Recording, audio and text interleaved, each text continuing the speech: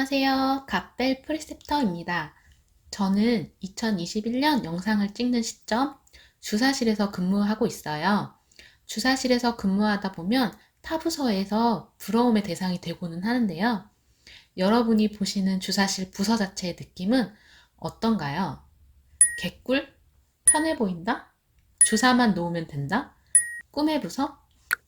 저는 주사실에서 근무하면서 주사실에 오고 싶다 라는 말을 굉장히 많이 들었어요. 하지만 주사실 근무 환경 또한 장점만 있는 곳이 아니기 때문에 근무하면서 느끼는 주사실의 장점과 단점을 영상에 담아봤습니다. 궁금하신 분들은 끝까지 봐주세요. 저는 현재 400병상 규모의 종합병원 주사실에서 근무하고 있어요. 주사실은 두 곳으로 운영하고 있고 진료과는 17개 있고 진료과마다 여러 명의 의사가 있는 과도 있기 때문에 의사 수는 더 많다고 생각하시면 되는데요. 의사 수와 진료과 수가 중요한 이유는 처방 내는 의사가 많으면 그만큼 주사실이 바쁘기 때문에 참고하시라고 말씀드려요. 외래 주사실의 주 업무는 각 진료과에서 처방을 내는 주사 처방을 시행하는 곳인데요. 기본 주사 처방부터 검사 관련 수액 처방, 예방접종, 수혈, 항암치료 등 업무를 하고 있어요.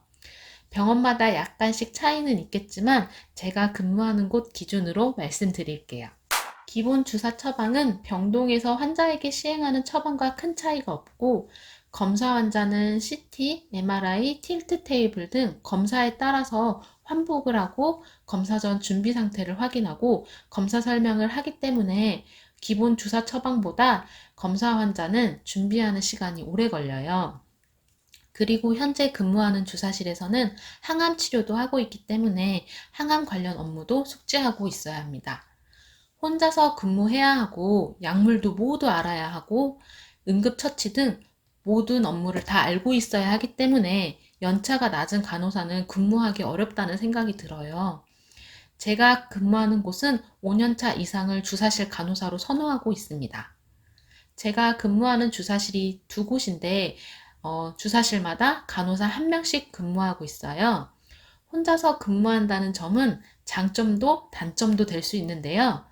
병동, 중환자실, 내시경실 등 타 부서의 경우는 10명 이상의 부서원들과 근무하기 때문에 나와 마음이 맞지 않거나 인간관계에서 오는 스트레스가 굉장히 많습니다.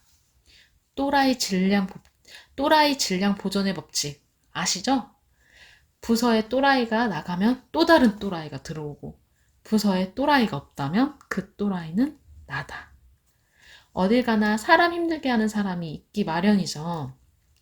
그런 면에서 혼자 근무한다는 점은 내 업무만 잘하면 큰 인간관계 스트레스 없이 지낼 수 있다는 게 큰 장점이라고 생각해요.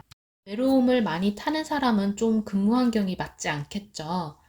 제가 혼자서 근무하는 게 장점이자 단점이라고 했잖아요. 왜 단점이 되냐면 IV의 어려움 또는 다른 업무에 어려움이 생기면 혼자서 감당해야 하기 때문입니다.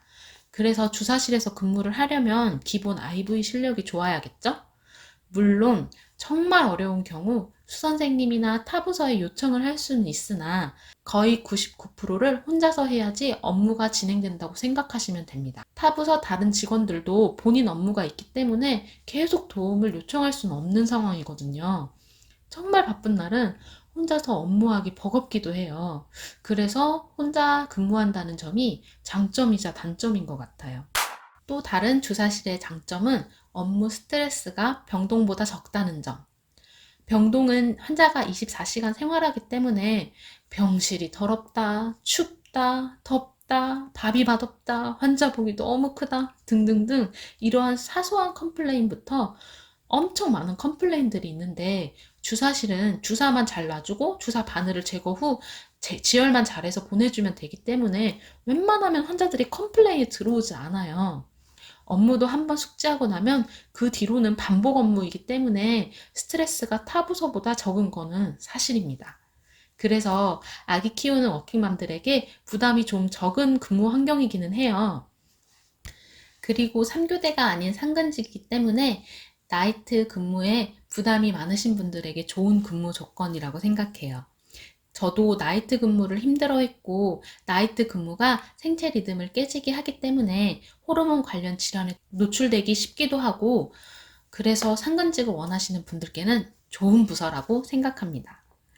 병동 데이킵으로 근무하다가 주사실로 왔는데 급여가 똑같은데 병동 업무 강도가 훨씬 높아요. 그런 면에서 주사실의 장점이 더 부각됐던 것 같아요.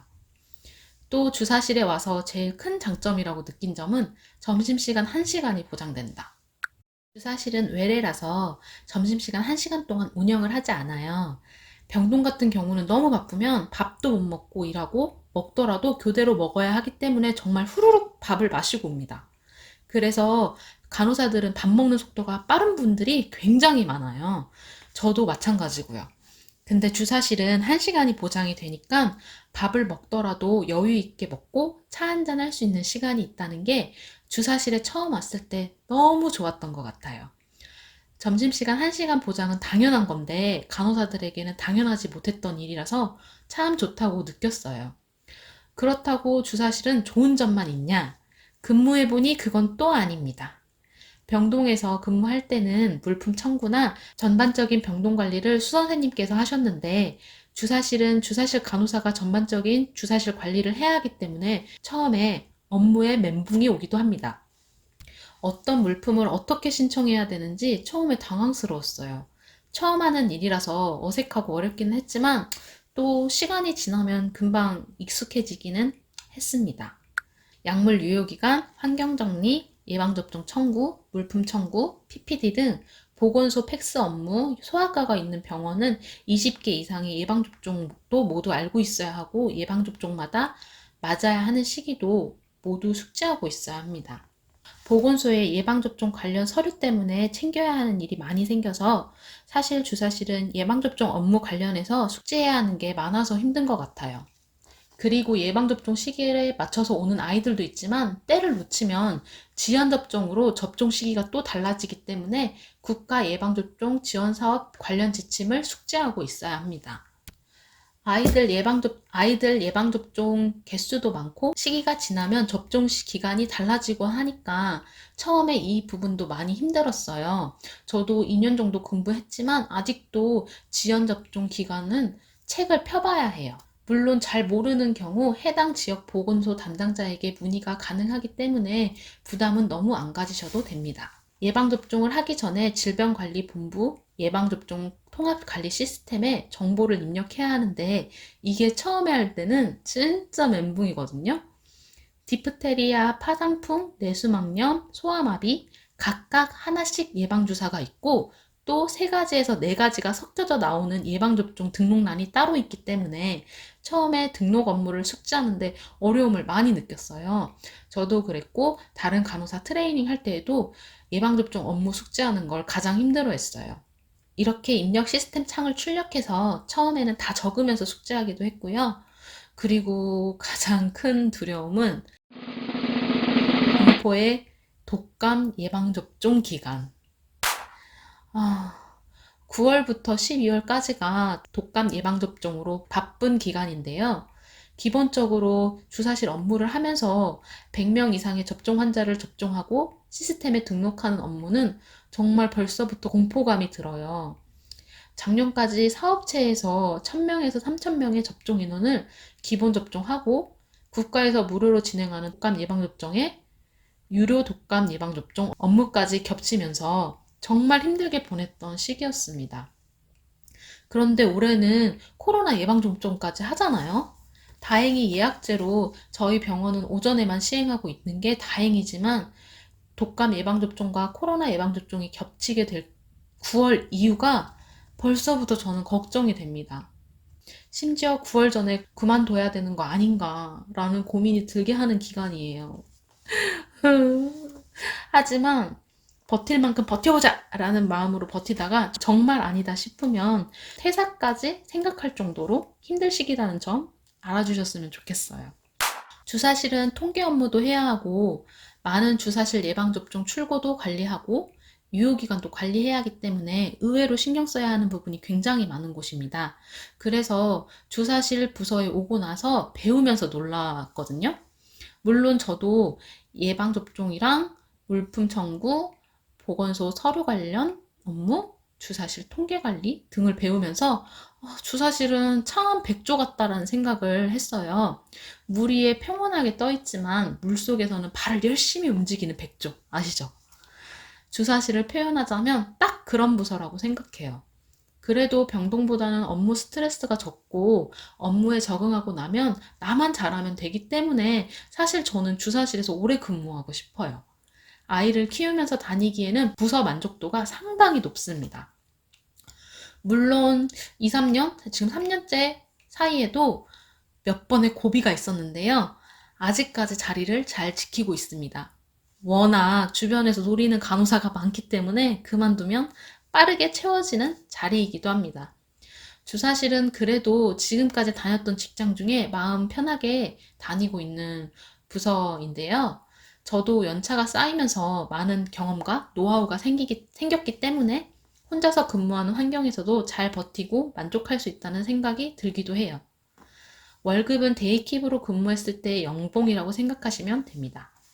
워킹맘인 저에게는 나쁘지 않은 급여에 상근직에 출퇴근하기 좋은 곳이기 때문에 꾸준히 다니고 싶으나 제가 사실 역마살이 있어요. 이런 거 안 믿으신 분들은 불편하게 들릴 수도 있지만 정말 이사도 엄청 많이 다니고 직장도 많이 바뀌고 출산 후 다니고 있는 지금 병원에서 3년 동안 부서만 5번 바뀌었답니다.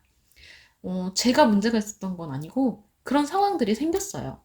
주사실에서도 여기저기 자꾸 옮기고 A병동에서 B병동, A주사실, B주사실, 교육 업무랑 B주사실을 같이 근무를 하다가 다시 지금 A주사실로 이런 식으로 계속 바뀌니까 내가 과연 한 직장에서 오래 있지 못할 수도 있겠구나라는 생각이 들어서 언제까지 다닐 수 있을까 싶습니다. 최대한 오래 버텨보도록 하겠습니다. 사실 오래 다니고 싶을 만큼 업무나 근무 환경, 연봉 등등 조금만 욕심을 내려놓으면 좋은 부서임은 사실인 것 같아요. 그런데 삼성 같은 대기업도 다들 좋은 직장이라고 하지만 1년도 못 버티고 퇴사하시는 분들이 있는 것처럼 꿈의 부서, 꿈의 직장은 개개인의 기준으로 모두 다른 것 같아요. 저에게는 주사실이 꿈의 직장까지는 아니지만 평생 직장으로 워킹맘에게 무난히 다닐 수 있는 곳 같아요. 제 영상을 보신 분들은 아시겠지만 저는 좀 열정과 욕심이 있는 사람이라서 배우고 싶은 것도 하고 싶은 것도 많은 사람인데 아이를 출산하고 나서부터는 정말 많이 누르고 누구누구의 엄마와 갑벨 사이에서 균형을 맞추면서 지내려고 노력하고 있어요. 그런 면에서 저에게 주사실은 좋은 곳이라고 생각이 들어요. 주사실 관련 이야기는 여기까지 하고 이제 주사실 관련 궁금한 점 있으시면 댓글 달아주시면 답변해 드리도록 하겠습니다. 워킹맘이라서 짜투리 시간을 내서 영상을 만들기 때문에 저에게 구독과 좋아요는 아주 큰 힘이 됩니다. 한 번씩 눌러주세요. 다음 영상에서 만나요. 안녕!